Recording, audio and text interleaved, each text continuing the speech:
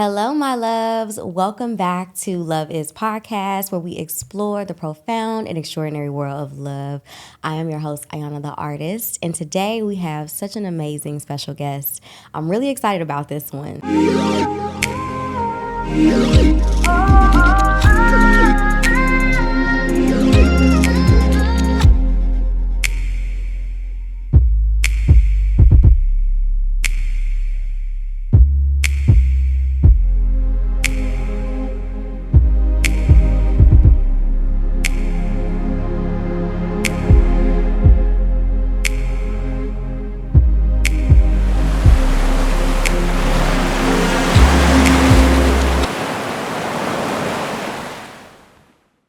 So, you guys have to know she is a multi-talented actress, producer, and TV personality. From her beginnings in New Jersey to Hollywood stardom, Tori has made her mark in roles in films and such like Soul Plane and TV shows like Nickelodeon, Parental Discretion. Beyond acting, she is a savvy entrepreneur and advocate, creating digital and stand-up comedy and empowering women through her non-for-profit, SOAR. Please welcome my good friend, Tori Hart. Good morning. Good morning. I love you so much. Afternoon. Yeah. Afternoon, morning, night. It's like 11 here. We got up pretty early for this. So thank you for being here. Oh, of course. Thanks for having me. I love you so much. I love you too. How are things? And you didn't tell them that I played your mom in a movie. Oh my God. We did. That's how we first met. That is how we met. We did a film. It was a faith-based project. And I'm trying to remember. Resolution Song. That is the name of it. And that was probably my very first big speaking role, actually. Okay. Yeah, it was. You guys gave me my first start. Okay. And it was a really amazing film. If you guys haven't seen it, you can check out Resolution Song. Yeah. It's downloadable and streamable online. But thank you for coming. Yes. I'm so happy to catch up with you. How are things? What's new? What's going on? Things are great. I mean, just got off tour. Yes. So that's been going well. Yes. Today, literally just pulling up from Coachella. Got to see Doja Cat, who, by the way, is my new favorite artist. She's ever. incredible. Yeah, she really is. She's incredible, yes. So excited about that. After this, got to go. My son has a track meet, so he's just killing it. So that is wonderful. And then probably just get some sleep. Yeah. I feel like you are definitely busy these days, and I'm so proud of you because, I mean, just the entrepreneurial spirit that you've always had, and you're an amazing mom, too. I don't know how you balance it all, but you do a really good job. Help. You know. Thank God they got a dad in their life. Amen.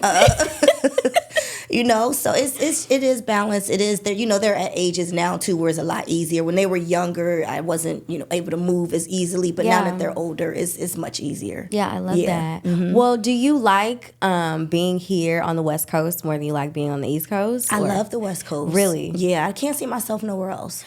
What about maybe New York? Okay. Maybe, because I've been, getting a lot of work lately in New York. Yeah. So if I become bi-coastal, it would only be New York. Oh my God. So, okay, being that you're from the East Coast, what about the West Coast draws you to it? Like, what makes you feel like this isn't the new home for you?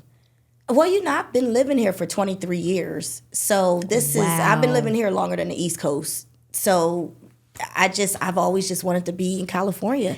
Since I was a kid, I told my mom, I was like, I'm going to be living in California and I'm going to be in Hollywood. Me too. Yeah, so it's just, it's perfect. This is my life. I love that. Yeah. Okay, so let's get right into it. Okay. So early inspirations and from your beginnings, what first drew you to acting in the arts and entertainment? Like, did you have any experiences that shaped your career or what moments? Right. So when I was 6 years old, right, I got hit by a car.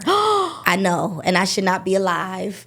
It was very, very bad. Oh my God. Yeah, very, very Tori. bad. Yeah, very bad. But I'm here. And during recovery, my grandmother was who took care of me because I had to recover for a long time. Broken femur bone, all this is reconstructive surgery, just in and out of the hospital, right? God. Yeah, it was bad. But the good thing is when I was recovering, I was obsessed with the movie Annie.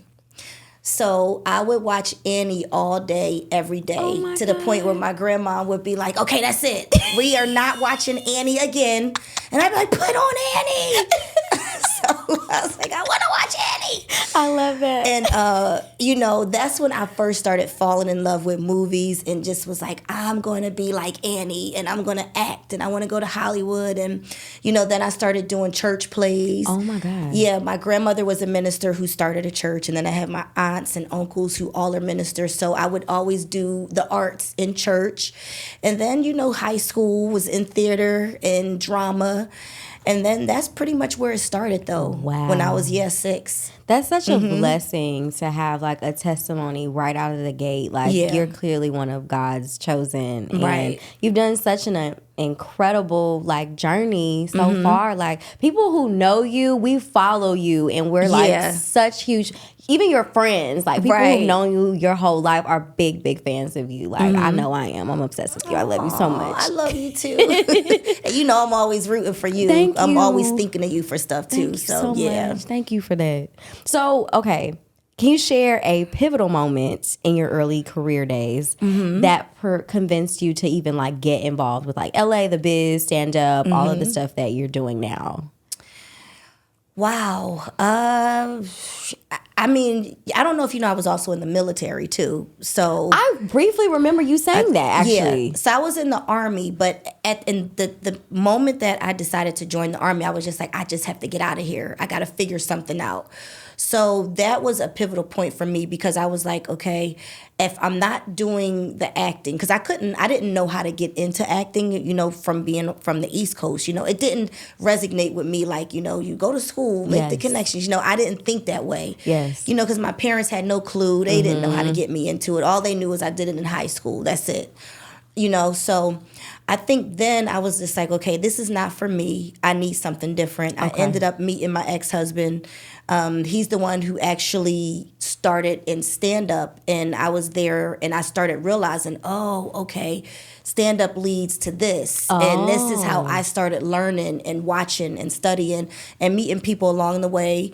And then from there, it was just like, okay, this is it. I figured it out. That's amazing. Yeah. I have to say that having friends that are, successful like you are, or some of like the social media people that we work with. Right. I agree. Like just being in the energy, you kind of like soak up a little bit of the knowledge, and that helps propel you into doing other and bigger, better stuff. Yeah. I definitely feel like my comedy beats are a lot better than they used to be when I first started. You're good though. You're funny. Thank you. Yeah. Thank you. Okay, so throughout your career, have there been significant challenges you faced as a woman in the entertainment industry? Oh, of course. Yeah. Of course. Of course, they don't pay us the same. Yeah. We're always being told women aren't funny. You have to fight harder. You have to deal with sometimes, the inappropriate, conversations and just other things that go on with it. So, yeah, I definitely have experienced a multitude of things, being a woman in the industry, fighting harder. Also,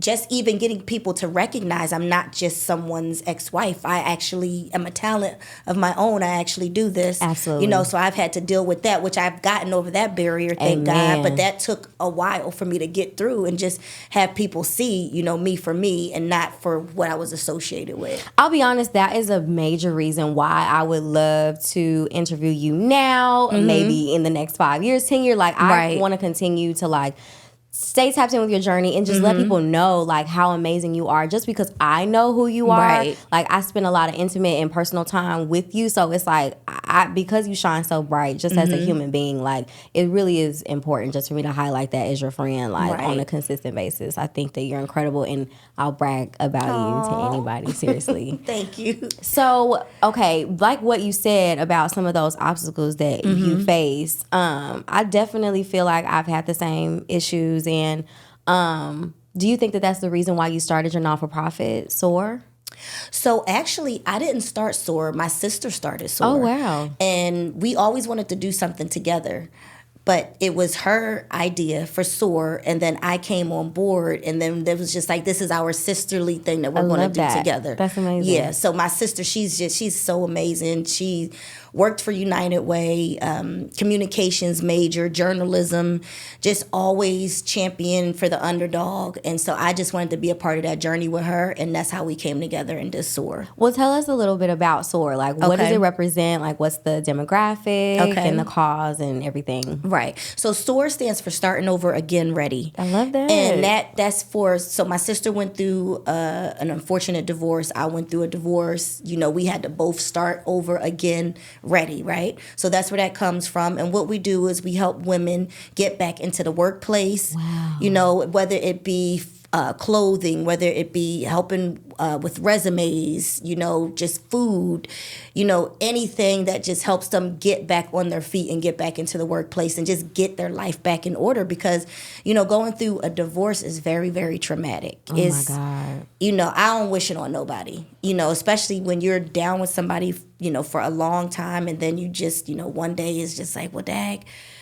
What's next? Yeah. You know, where do I go? And then when you have kids, it kind of, you know, it divides the family. And then years down the line, it keeps trickling down. You know, people don't understand, like, when you have a family and then you divide, it is, you know, it's a heartbreak in a sense. Absolutely. I mean, I definitely, I think that's why it's taken me so long to get married. Right. My parents, both my mom and my dad, they never got married. And my mom, she's transitioned now. But I just honestly feel like because of the nature of like their journeys as individuals, I don't know if they were ever actually meant to be married, but it definitely has had an effect on how my brother and I approach life and deal with that. So how do you guys manage and navigate like the co-parenting lifestyle? Like, do you feel like that's difficult to do and to make sure that the kids are definitely like staying on track with everything? Or do you like find a healthy balance now that you're so many years in?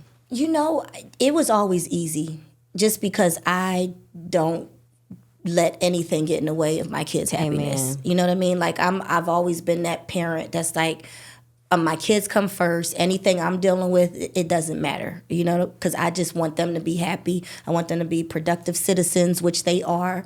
You know, my daughter is just so dope. She's, in my opinion, she's perfect. Oh my God. I just love her so much. She's, you know, graduated salutatorian. Yes. She's smart. She's funny. She's a good human being, and that was because I made a conscious decision to like put anything aside. Like somebody I didn't like that's in her life, you know, that's her separate life outside of me. So I would never try to taint her or, you know, make her not like someone or do anything like that. Yeah. You know, because I know a lot of people, you know, they'll be like, well, I don't want my child around this person. And I'm like, yeah, but if this person is around your significant, you know, your ex-significant other with your child, it only makes sense for you just to go ahead and not try to taint that situation. Because in the long run, it'll just backfire on you anyway. Mm-hmm. So I just feel like as long as they were good, my son is good, he's doing great. You know, he's my golden boy, I have to say. Yeah, my babies, those are my heart. So it was all about them. Thank you. Yeah, Heaven is so gorgeous. I just saw you guys take a picture. She looks like a grown woman now compared to when I last saw her. I can't believe it. I know. She's 19. That's crazy. I know. She's 19. Time is flying. I know. She's not. I mean, she's still my little baby, but she's 19. Was that her first prom that you posted? I think you like posted her going to, it was either graduation or prom or something. It might have been graduation, senior prom. She did junior prom, so it probably was like senior prom. Oh my God. Yeah. Oh my God. This is so exciting. Yeah. Okay, so can you walk us through your creative process? Say you're getting ready to develop a new character, a new project. What do you feel like your creative process is, and how do you get ready for a new adventure? Wow. You know, for stand-up, I just, you know, I think, or if I'm saying something funny, I write it down. If somebody laughs at it, I'm like, oh, that's something I can use because it's just a natural funny. But writing jokes, like I'm about to, tonight, I'm going to write a whole set about Coachella. Wow. Yeah. So you were downloading as you were there? Not really. Not in a sense. I mean, Kinda, but not. Okay. Yeah.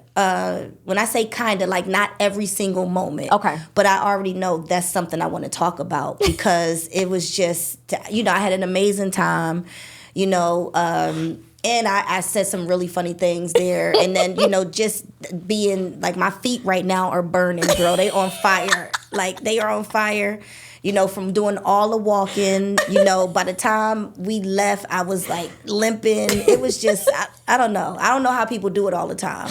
I feel like I'm approaching my auntie age slowly. Right. And so I've done Coachella and I definitely was like, this is why people are on drugs. This is not something you can handle sober. Right, yeah. right. Yeah. I was drunk. I was definitely drunk. I was lit. Yeah. I love you. Okay, so do you have a most rewarding project to date that you look back and what made that project so special for you? Most rewarding? Wow. I mean, it's not out, but I wrote a movie. Stop. Yeah, I wrote a movie. Yes! And I know it's going to get made eventually. But also, it's like, okay, I've done a few things. Like I have several projects on TV. Okay.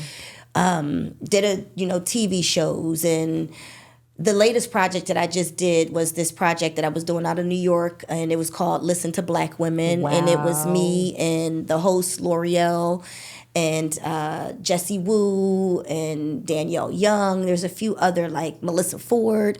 Wow. And it's just, discussions that, us as Black women were having. So that was very, very excited to be a part of that, But I would have to say the things that I am going to be most proud of, they haven't happened as of yet. Oh my God. Yeah. You have so many credits. Like I looked back at your resume and I was just like, whoa. Like I didn't even know. I've been working, yeah. This is okay. So you had a production partnership with All Deaf. Mm-hmm. Oh yeah, Pretty Funny Fish. Yes. Yeah. And then you had a short film that you also co-wrote called Victim of Circumstance. Yep.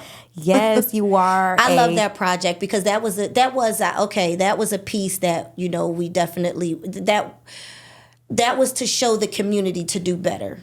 So I do like that I did that project right there because it definitely was sending out a positive message. Yeah. Yeah. Yeah. I mean, your resume is freaking incredible. And then you're in American Bad Boy. Oh yeah, that's the movie I did with Cat Williams. Boba Abatunde. Yes. I'm trying to think who else is in that. I've been forgetting about stuff. Your resume is nuts. Like, oh man. So Yeah. are you ever gonna go back to doing reality TV? Because I know you did a project. What was it? Atlanta Exes. Mm-hmm. Are you ever thinking about going back to doing that? Oh yeah, I would love to be back on reality TV. Because that project got me to the White House. What? Mm-hmm. Michelle Obama. I had got a call and they were like, Tori, you got an invitation to the White House. And I'm like, okay. What? Right. And it was, when I met Michelle at the White House and I was like, why did I get an invite? Like, I just was like, she was just like, well, I can't do politics all day. You're entertaining. I love that. And so I was just like, oh, okay. Makes sense, because it was just like, but, I had so many people saying, you're doing reality TV. And I'm like, yeah, for y'all, I got to the White House based off of doing reality TV. I know that's right. I got a lot of endorsements from doing reality TV. Period. Like hopefully within the next year, I will be back on reality TV. That's amazing. You know Yeah. what? The actual, the way the industry is going right now, it's been so up and down with like the Right. strike and like scripted content and this and that. So it's crazy because unscripted seems to be getting more and more popular because we don't have. And it's cheaper. It's easier to make. It's, for producers. I'm Yeah. always thinking from a producer Yeah, I standpoint. love So that. whenever I'm doing something, I'm always like, okay, I know y'all got more money because I do this. So, for reality TV, it definitely makes more sense, as a producer, if you can do that, to do it because it's a quicker turnaround. That's So, true. Yeah. That's true. All right. So looking ahead, what are some goals and dreams that you haven't explored? Because you said you have some areas that you haven't touched yet. Right. Are there new areas of challenge you're eager to explore? Well, I'm ready to shoot my special. I'm excited. Yeah, I'm excited about what shooting network? My special. I don't know. So I might do it, myself. I might independently. Yes. I don't know. But I would prefer to have a network behind me. Oh my God. But if I can't get a network behind me, I've always shot things myself. So if I can't get a network behind me, I'll get an investor and shoot it myself. That's amazing. Yeah. Congratulations. I want to be front row. I got you. I'll let you know. If it's done out here, I got you. Yes. Okay. Are there any unexpected lessons that you've learned in the entertainment industry or advice that you would give other creatives and actors? I would say you just have to have thick skin, and you have to work hard. Amen. It does not matter. It's, and every opportunity, don't squander any opportunity, as little or as big, because you never know what, some people be like, oh, I'm not going to do that. But that person might be connected to somebody who gets you your next big job, or, you just never know. So, and treat everybody with respect. Amen. Even if you don't like the person, just treat them with respect, because so they will never be able to say one bad thing about you in any room, because this industry is very small. And, a lot of people, for whatever reason, some people have these egos, and they walk around like they're better than or what have you. And it's just like, nah, we all out here with a dream, trying to make it. Like, it's supposed to be that camaraderie. I don't know why people feel like I have to like one up this girl, or guys look at other guys like sizing them up. And it's like, bro, what God has for you is for you regardless. Amen.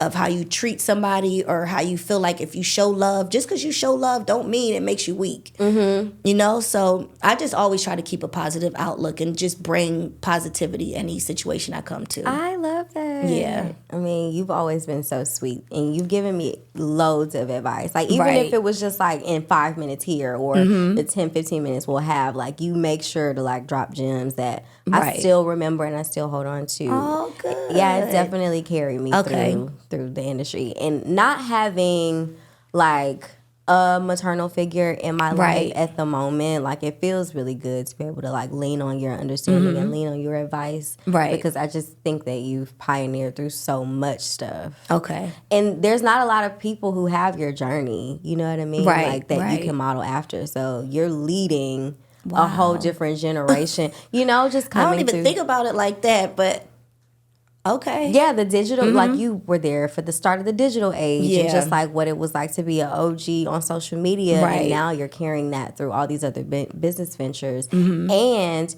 you're co-parenting with one of like a major also actor and entrepreneur hustler just like yourself. Like, we don't know what that looks like outside of what your bubble that you guys created. Sometimes it's tough, but I need to be checking in with you, because y'all now have all the social media.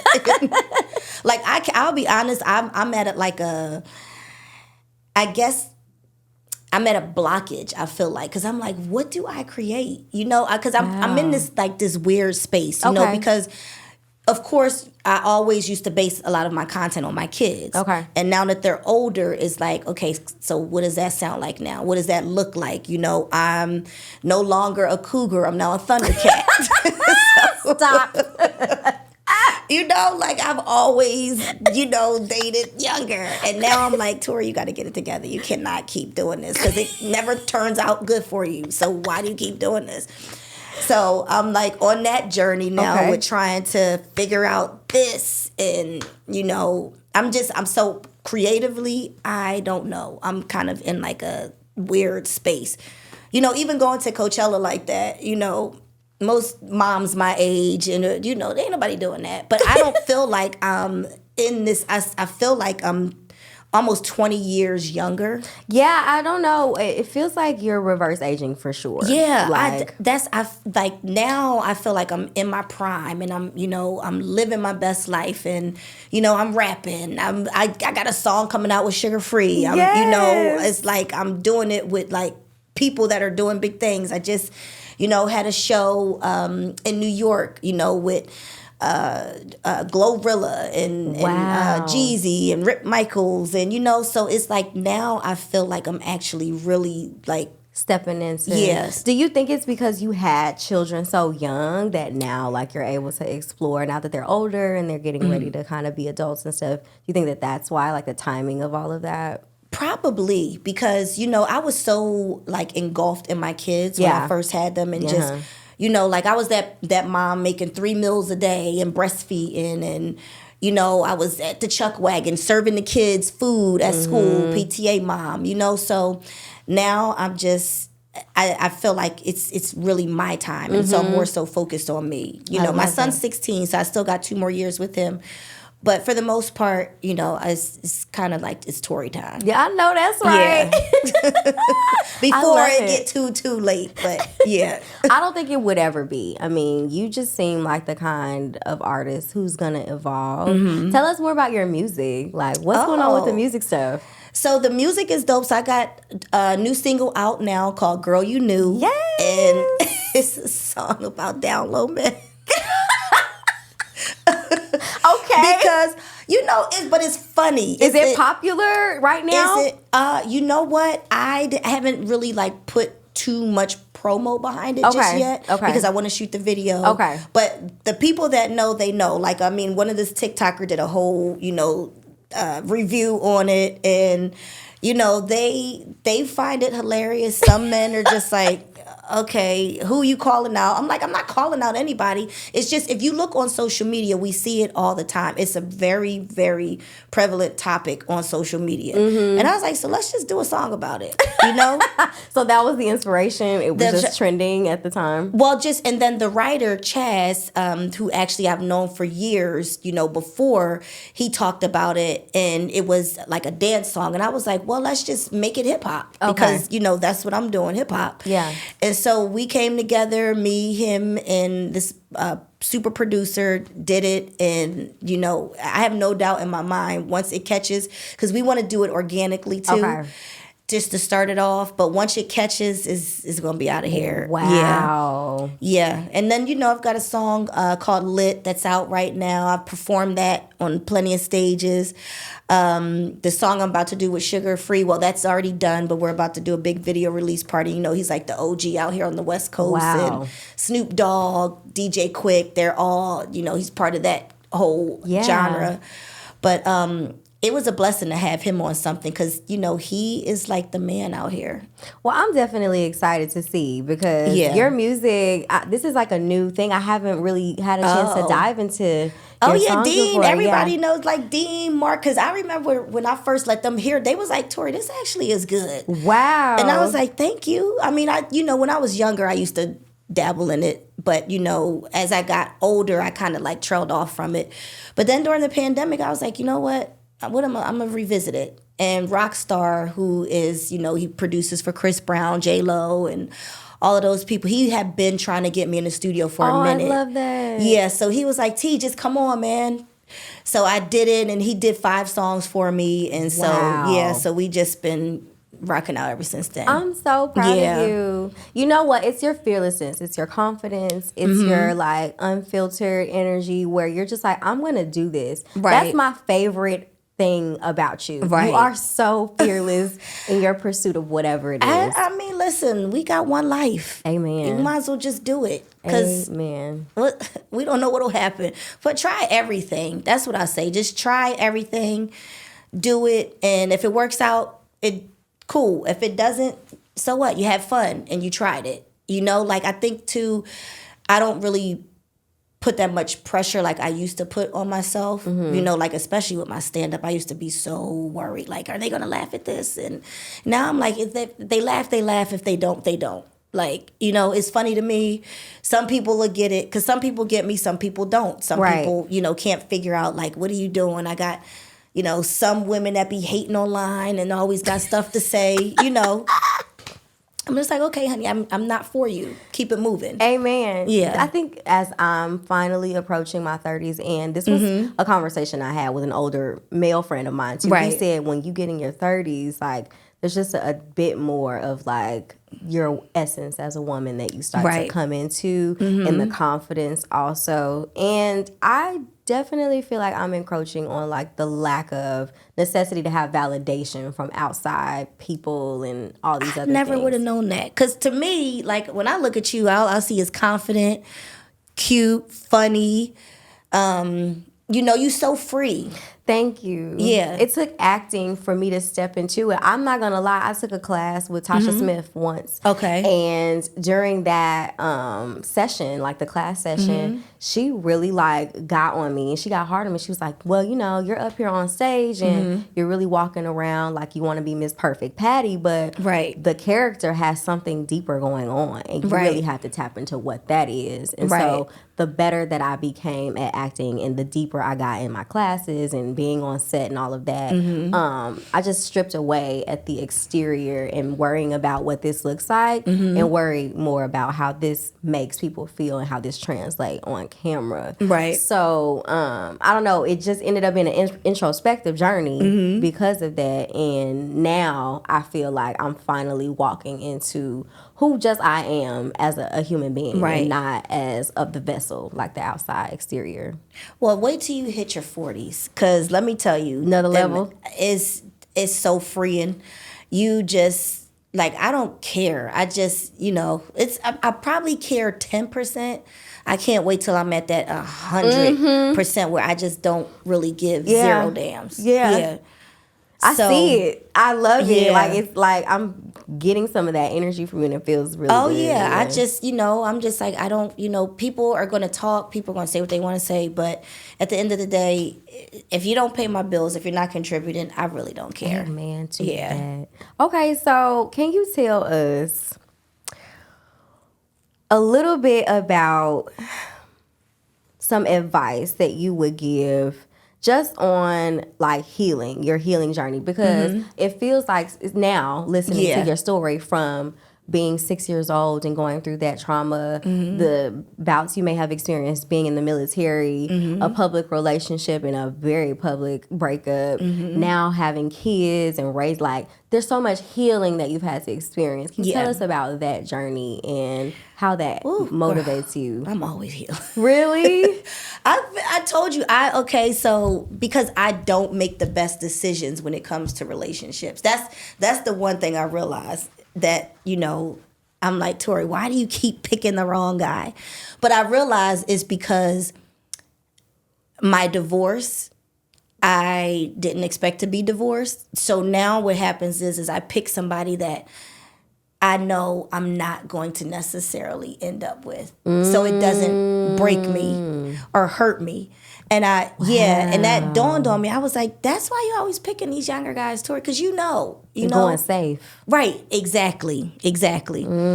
So that, and literally this is just within like the last week or so where I just was like, okay, girl, you cannot, you can't keep doing that same thing because you already know where it's going to lead. But as far as the healing process, therapy, Iyanla Vanzant was my therapist. Oh my God. Yeah, so I mean, she gave me so much insight and just help. My mother, of course, and just, I would have to say I still have more work to do. I love this. Yeah, I mean, I'm always a work in progress, Amen. But, I've come a long way. Put it that way. We all are. Yeah. And recognizing some of the stuff, the trauma that I've been through that makes me do and act certain ways. I'm recognizing it more. So it's like, you can't keep doing the same thing. Like, I cannot. I'm done with the young guys. I love the self-awareness and your decision making. I have to say that I had this conversation with another woman who also said that, opening herself up to really a serious love, like a new love, a bold love. Right. It's a major decision. And also, you have your family, you had your kids and all of that. So you may or may not be looking to start that kind of thing over with someone else. And so there's no pressure there. It's none for me. Like I was seeing this guy a while ago and we were great. The only thing is he wanted kids. And I was just like, well, it's not gonna work because I'm not about to have any more kids for nobody. Yeah. Like I'm done. Like I'm it's about me now. Yeah. So he didn't, want to he couldn't understand that because he wanted what he wanted. And I was just like, okay, well, and it hurt. And then I was in a wonderful relationship. And this is another reason why I realized I'm scared because he died. I think you might have met Reno. Oh my God, wait, babe. Yeah. I just want to hug you. Yeah, so he passed away and I was just like, wow, God. Okay. I'm so sorry, Tori. Yeah, so that was, this is my first time talking about it, like, I love in public. you. Yeah. Sorry. So I was just like, whoa, am I supposed to be in a relationship? Oh my or, God, baby. What's really going on? So I think that's also something that like I said, I'm just now talking about it for the first time ever in public like this, other than with people that know. So, it is scary because it's just like, gosh, I went through divorce. He passed away. Literally got diagnosed with cancer. Months later, gone. So, it's been love is, that's what it is. Oh, yes. Yeah. I mean, that's exactly why I wanted to create this platform and to create a space that feels just like a safe conversation that can be had and from a place of real experience. Like, you have experienced loss, I have too. And I really want to just show people that the journey of healing, it does not stop. And right. It's important to like apply the work and do the work like you clearly have. You put yourself in therapy. You're also doing a bunch of creative outlets that help you get some of that energy out. And these are healthier ways to go ahead and express yourself versus the same routine of drugs, partying, alcohol, sex, whatever those vices are. There's just so much more that you can explore in a whole other life that you can live if you put yourself on a journey to really like invest in yourself. And invest in healing and growth. Self-love. Yeah, self-love. Yeah. I mean, do you think what does self-love look like for you right now? What does that look like for you on a daily basis? On a daily basis, okay, so for one, I'm getting back in shape because I had, I was like, because I was always working out my whole life and just always focused on my figure. And I was just like, I don't care. I'm going to eat. I'm going to drink. I'm going to do what I want to do. Leave me the hell alone. This is what I'm doing. Yeah. And now I'm like, okay, I got to little bit too far off track. Yeah. So now my main focus, I'm back on my herbs. I'm back to, eating clean, eating properly, so I'm excited about that. So that's for one, I already see, Beautiful. Yeah, that's already helping me with the self-love and understanding like, Tori, come on, you are in the public eye. You know, this is what you chose. You cannot just say, you know what, forget it. So that is right now the main thing that I know is right there for self-love. I love that. Healing. Also, I told myself, okay, this is where to get to that next level, I have to be more disciplined than I've ever been disciplined.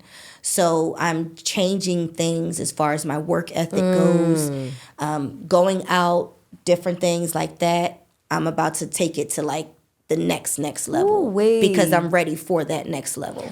I can't tell you how serious it has gotten for me in the last 6 months. I mean, I kind of shared just a tiny bit with you on the last phone call that we had. But, discipline is the number one lesson, I think, for me just in this age and at this time.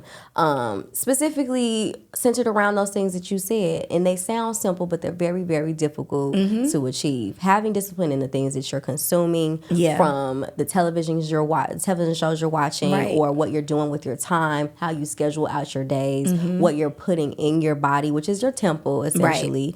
All of those things actually do either deconstruct or build up your mindset and how you emit this light. Like whatever you're consuming is what you're giving out, essentially. For sure. And so if you don't have discipline in that area, like you can tear the whole house down when the foundation is really what sets you up for success. Correct. So I love that you're in that awareness. It sounds like this is going to continue to be a glow that we get to see and celebrate with you. I'm so excited. Like I mean, I have so many good things going on right now. I can't announce it just yet, but you know, I just within the next month or so, there's going to be like a major shift. So I'm excited. Epic. Yeah. Yes, you are so. How can we stay in touch with you? How can we stay in tune with your journey? Where can we find you? Right. So of course, social media, everything is Torrei Hart, TORREIHART. Or you could go to my website, torrei-hart.com, to keep up with me there. And I'll be around. I mean, you know, like I'm such that grassroots artist. Like I don't never really force anything. I like the tribe that I have. I like the people that follow me, that knows me for me and not off of some bandwagon stuff, you know. Recently I have gotten a lot more followers because of Kat and Kat vouching for me, so I do appreciate him for that.